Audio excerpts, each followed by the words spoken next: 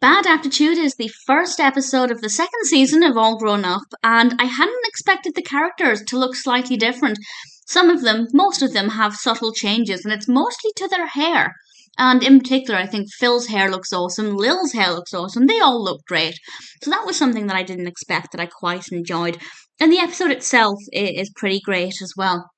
They all take tests that will encourage them to think about careers in certain fields, fields where they might excel. And a lot of them get results that they're happy with or that they're willing to explore.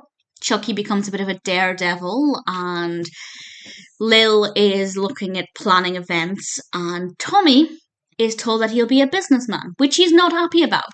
But then his latest film doesn't do as well as he wants it to, and he starts to consider this. And the whole episode is about staying true to who you are and not letting a test rule your head. And also being able to look at the bigger picture. Just because one film didn't do well, it doesn't mean that your career is over. And I think these are all really important messages for anybody, but specifically for teenagers and preteens who are at that stage in life where they're having to decide where they want to go and what they want to do. And I feel like tests are a really great way to help guide you, but at the same time, don't let them define you. And unfortunately, this is something Tommy was starting to take to heart. It's a really enjoyable episode. It's really great to see the characters embracing these careers and thinking about their future and what they might become when they're older. This is something that I think is very fascinating. Just to think about what the characters would actually do, I think it's fair to say that Tommy would go on to become a filmmaker of some kind, whereas a lot of the other characters, it's not necessarily clear. My prediction is that Angelica will follow in her mother's footsteps.